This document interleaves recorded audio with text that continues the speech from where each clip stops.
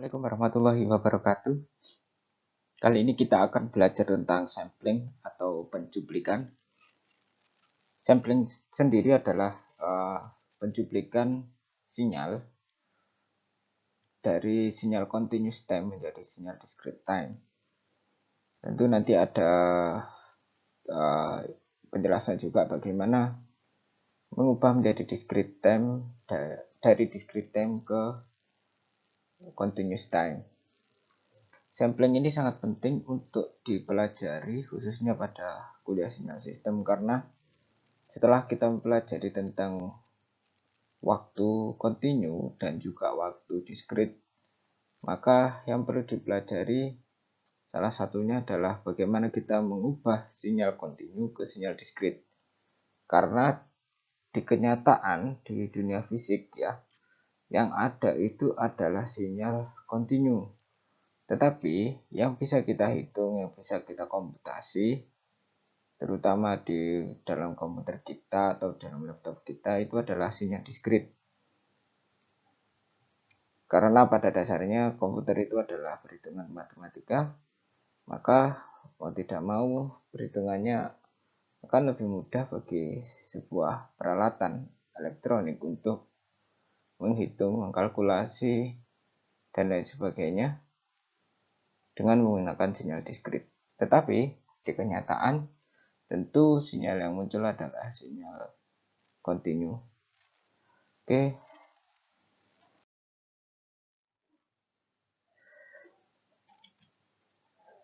Di sini kalian bisa lihat ada sebuah sinyal kontinu sembarang di sini xt.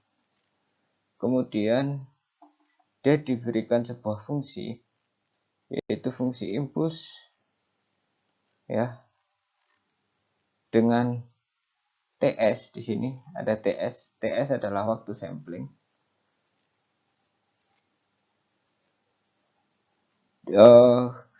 Kemudian dia akan mencuplik di setiap waktu TS tersebut. Jika waktu samplingnya 1 detik, dia akan mencuplik setiap 1 detik. Sedangkan jika time samplingnya adalah 0,1 detik misalkan, maka dia akan mencuplik setiap 0,1 detik.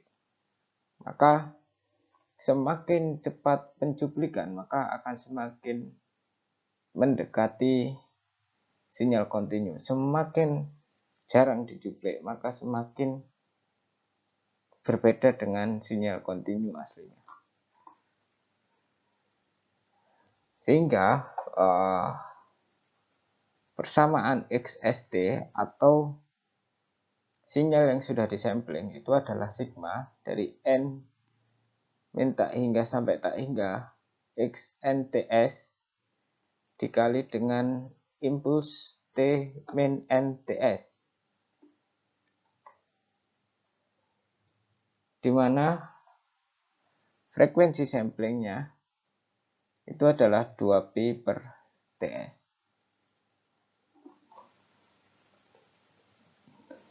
Nah, ini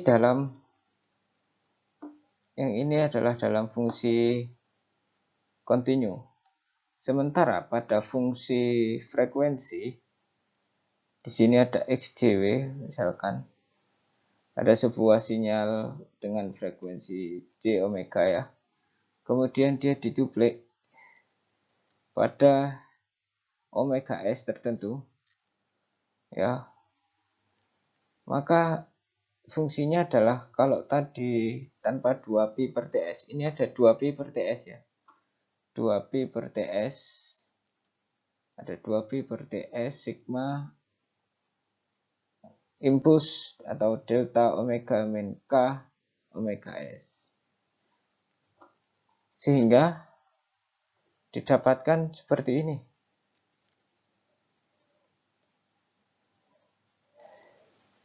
Dengan XS adalah 1 per TS sigma XJ omega min K omega S. Di mana XS adalah XJV kali sigma delta omega min V min K omega S dV. Maka jika di sigmanya dikeluarkan akan menjadi seperti ini. Kemudian jika disederhanakan lagi akan menjadi 1/TS sigma K dari min tak hingga sampai tak hingga XJ omega min K omega S. Omega S itu tadi apa ini? 2pi/TS. Atau frekuensi sampling ya. Nah, ada yang disebut dengan sample and hold operator. Jadi disampling kemudian ditahan. Sampling kemudian ditahan.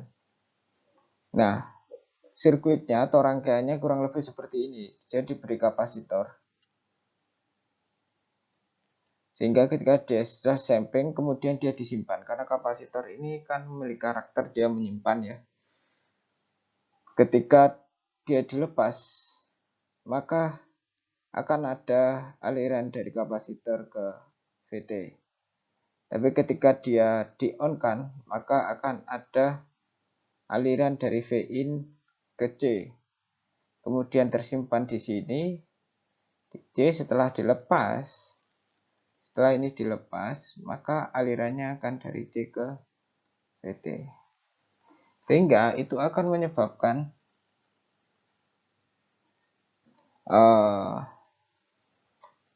sinyal yang kurang lebih seperti ini.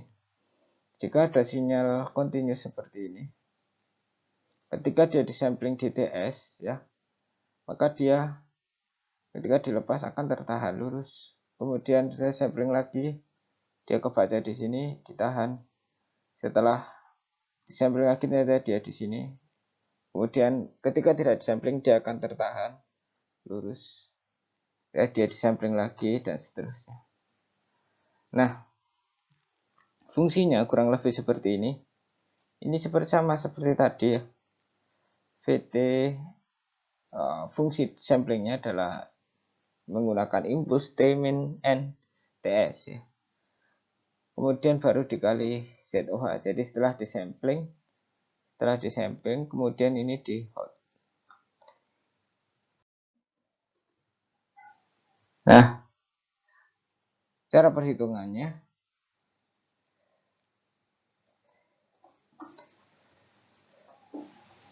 ini adalah TS dikali HLP kali H1. H1-nya apa? H1-nya adalah ini setengah E pangkat J omega TS per 2 omega per sin omega kali TS per 2.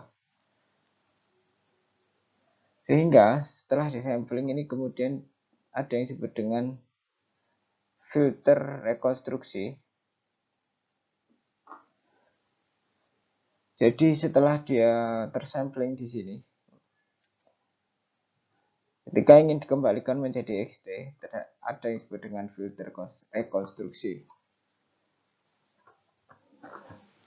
Magnitudenya filter rekonstruksi adalah seperti ini. Sementara fasanya adalah seperti ini.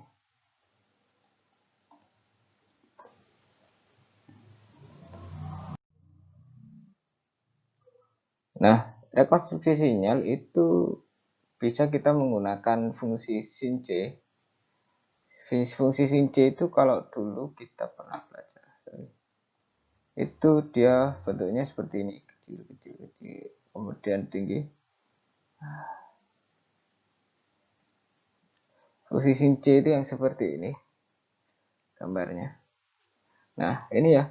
Pada titik ini dia akan kalian bisa ikuti garisnya. Oh, di sini dia. Dan seterusnya. Dia akan makin kecil. Kemudian yang di sini beda ya.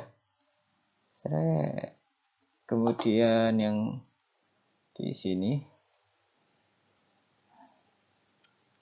sin C. Jadi dia akan sangat tinggi ketika dia berada di waktu samplingnya itu. Ketika tidak di saat waktu samplingnya maka dia akan rendah. tapi akan ada nilainya, sehingga dia akan mengkompensasi perubahan-perubahan yang ada di sini. Nah, ini sehingga yang awalnya tadi itu kotak-kotak gini ya, awalnya kotak-kotak, dia bisa halus dengan menggunakan cincin. Nah, ini ada ZOH, Zero Order Hot. Jadi kalau ingin menggunakan dari misalkan sampling ya, sudah tersampling, kemudian kita mau membuat sebuah sinyal yang kontinu, tetapi belum masih bentuknya sinyal digital kotak-kotak gitu ya. Nah, ini misalkan ada fungsi discrete begini, sudah tersampling ya, samplingnya, kemudian di ZOH, maka dia akan terhold. Nah, zero order itu berarti dia sinyalnya kotak gini aja. Nah, ini sinyalnya hanya kotak begini. Itu kalau zero order hold. Nanti akan ada first order yang sinyalnya miring ya. Sehingga jika zero order hold, maka kalau kalian membuat sampling dengan time sampling yang sangat renggang, itu sinyalnya akan menjadi sangat kotak-kotak ya. Sehingga tentu nilainya akan ada perubahan nilai di sana dari sinyal yang sebenarnya. Ini dalam frekuensinya. Ini H0 J omega-nya, jadi apa namanya?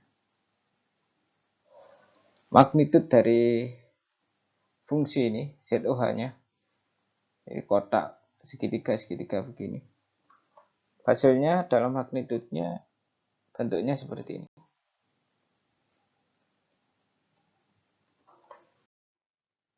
Nah, selanjutnya ada first order hold. Nah, pada first order hold ini dia bentuk rekonstruksinya, rekonstruksi sinyalnya itu menggunakan sinyal segitiga.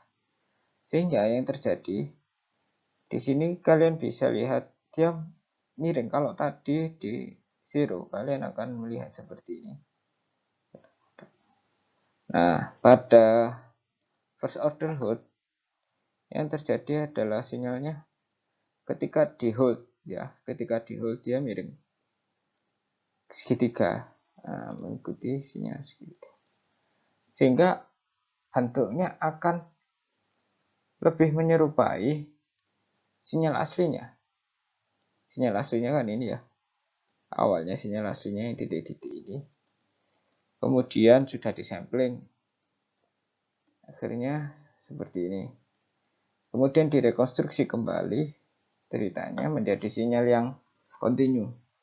Nah, dengan menggunakan first order hold dengan fungsi segitiga seperti ini, diharapkan dia bisa lebih mulus ya. Nah, secara analisis frekuensinya, Anda bisa lihat seperti itu tadi. Nah, aliasing ini adalah ketika kita melakukan sampling, atau kebalikannya, ketika kita setelah melakukan sampling kemudian kita kembalikan rekonstruksi ulang, maka terdapat frekuensi tinggi yang ikut di dalam sinyal tersebut, padahal itu bukan sinyal yang semestinya. Ini terjadi ketika omega S, frekuensi sampling itu kurang dari 2 omega M. Jadi mestinya perubahan sinyal itu frekuensinya 1 Hz misalkan. Tetapi omega S-nya waktu samplingnya itu lebih kecil. Misalkan omega M-nya adalah 100 Hz misalkan. Omega M-nya adalah 100 Hz. Maka jika ininya hanya 50, maka kemungkinan besar akan terjadi aliasing, yaitu ada frekuensi tinggi yang ikut dalam sinyal tersebut. Harusnya omega S itu lebih besar dari omega M. Nah, kurang lebih seperti ini. Ada XJ omega, omega M-nya di sini. Nah, omega M-nya sebesar ini. Tapi omega S-nya itu lebih kecil daripada 2 omega M. Sehingga dia ada kenaikan setinggi ini. Atau misalkan dalam sinyal diskrit, dia ada bayang-bayangnya. Aliasing ini boleh dibilang sebagai noise. Nah, ini tentu tidak diinginkan, karena kalau misalkan di gambar ya, di sini kita ada sebuah tampilan gambar, itu gambarnya menjadi kotak-kotak. Nah, itu kan tidak kita inginkan. Nah, kita maka bisa melakukan anti-aliasing, yaitu dengan menambahkan filter anti-aliasing. Jadi ditambahkan dulu kira-kira dia ada penambahan frekuensinya itu seberapa, kemudian ditambahkan anti-aliasing ini, sehingga nanti sinyalnya akan bagus, akan sesuai. Nah, akan sesuai dengan ini. Kalau tadi kan dia sinyalnya lebih kecil, kemudian begini. Nah, padahal seharusnya sinyalnya begini, begitu. Nah, ini dengan menggunakan anti-aliasing kalian bisa menyelesaikan permasalahan tersebut.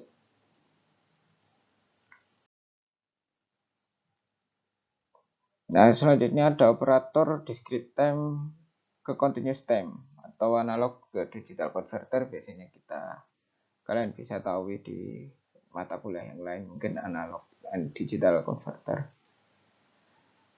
Jadi dia merubah dari XT, ini adalah continuous time, dirubah ke discrete ya. Discrete, kemudian ada discrete time system. Setelah itu kemudian dikembalikan ke continuous. Nah, inilah sebenarnya proses yang sering kita lakukan dalam pengolahan sinyal. Sinyal fisik yang sudah kita dapatkan, kemudian kita diskretkan sehingga kita bisa komputasi di komputer kita atau di microcontroller kita atau di berbagai macam perangkat yang bisa melakukan komputasi, kemudian dikembalikan lagi dalam bentuk continuous time dengan menggunakan analog dan digital converter. Contoh sederhananya, di sini ada sinyal suara, kemudian oleh mic ya, oleh mic sinyal yang awalnya adalah continuous dirubah menjadi digital, kemudian diolah oleh amplison ya,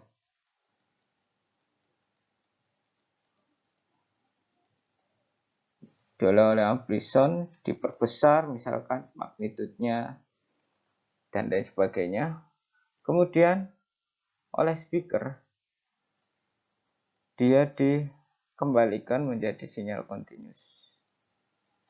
Nah, kurang lebih pergambarannya seperti itu. Nah, continuous time yang ada D-nya ini berarti adalah discrete ya. Ada discrete time. Kemudian nanti kita awalnya dari continuous time ini, kemudian disampling sehingga kemudian menjadi sinyal discrete.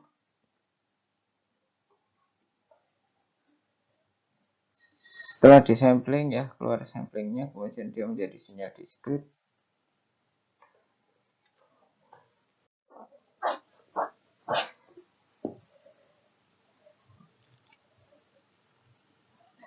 Dengan analisis frekuensinya kurang lebih seperti ini. Kalau tadi adalah analisis waktu ya, ini adalah continuous, kemudian samplingnya, kemudian ini diskritnya. XS J omega itu sama dengan XDE pangkat J omega TS. Dengan TS itu tadi adalah time sampling ya. Maka XS-nya adalah 1/T. Nah, ini sama kayak yang tadi di atas atau sebelumnya. Nah, dengan XD-nya seperti ini. Gitu.